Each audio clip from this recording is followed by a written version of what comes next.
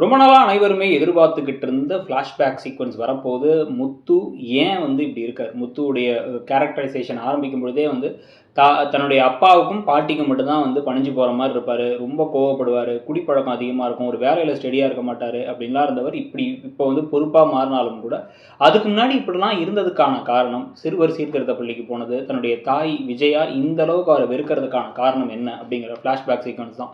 இத நம்ம ஏற்கனவே வந்து பல தடவ பல வீடியோக்கள்லாம் போட்டிருக்கோம். தெலுங்குல இதே சீரியலுடைய ரீமேக்ல ஒரு விஷயம் சொல்லியிருப்பாங்க. எதனால இந்த மாரி வந்து முத்து மேல விஜயாவுக்கு வெறுப்பு வந்துச்சுன்ட்டு. கிட்டத்தட்ட அதே மாரி தான் இப்ப புதுசா காமிக்கிற ப்ரோமோலயும் ஆரம்பிக்குது. ஒரு ஜோசியர் என்ன சொல்றாரு அப்படின்னா, "உங்க 2வது பையன் உங்க கூடவே இருக்கிறது உங்களுக்கு ஆபத்தா முடிஞ்சிரும். அதனால வந்து நீங்க கொண்டு போய் விட்டுருங்கன்ன" உடனே இந்த பையன் அழுதுகிட்டு இருக்க பையன போய் தர தர தரன்னு இழுத்து கொண்டு போய் ஜாதகத்த நம்பி ஊர்ல விட்டு வந்துடுறாங்க. பாட்டி கிட்டக்க. இந்த பையன் வந்து தாய் பாசத்துக்காக ஏங்கிட்டு இருக்காரு.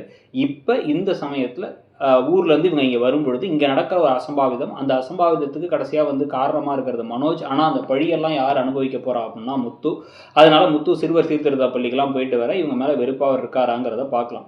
ஸோ இது ஒரு பக்கம்னா, இன்னொரு பக்கம் இந்த விஷயத்த வெறுமனே மீனாட்ட மட்டும் சொல்றத விட, எல்லாத்துட்டயும் வச்சு ஓப்பனா சொன்னாலும் கூட நல்லா தான் இருந்திருக்கும்.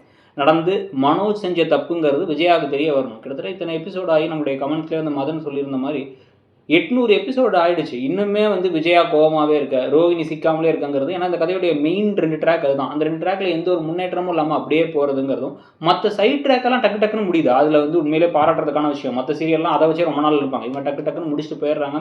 இன்ட்ரஸ்டிங்கான சைட் ட்ராக்ஸ் நெறைய இருக்கு. ஏன்னா வந்து ஒவ்வொரு கேரக்டருக்கும் தனித்தனியா குவாலிட்டி இருக்கிறதுனால நல்லா இருக்கு. ஸோ அப்படி இருக்கும் பொழுது, இந்த விஷயத்தையும் கொஞ்சம் நல்லா சூடு பிடிக்கிற மாரி கொண்டு போனா நல்லா இருக்கும்னு தோணுது. உங்களுக்கு என்ன தோணுதுன்னு நெனைக்கிறீங்க? இந்த ஃப்ளாஷ்பேக் சீக்வென்ஸ் நீங்க எதிர்பார்க்குற அளவுக்கு இருக்கும்னு நெனைக்கிறீங்களா? மனோஜுடைய பழிய அவர் சுமந்துக்கிறார் அப்படிங்கிறத பத்தி உங்களுடைய கருத்து என்னங்கிறத சொல்லுங்க. நீங்க இந்த சீரியல்ல என்ன எதிர்பார்க்குறீங்கங்கிறத சொல்லிட்டு, அப்படியே இன்னும் அந்த கிரிஷ், ரோகிணி அப்புறம் முத்து, மீனா இத வச்சே ரொம்ப நாளா இழுக்குறாங்கல்ல. அது உங்களுக்கு எதுவும் இன்ட்ரஸ்டிங்கா இருக்கா? இல்ல போர் அடிச்சிருச்சா? இல்ல கடுப்பாகுதாங்கிறதையும் கமெண்ட் செக்ஷன்ல சொல்லிட்டு, இடம்பொருள் சேனலையும் சப்ஸ்கிரைப் பண்ணி, நம்மளோட இன்னொரு சேனலான இடம்பொருள் நவ்வையும் சப்ஸ்கிரைப் பண்ணிடுங்க. Thank you.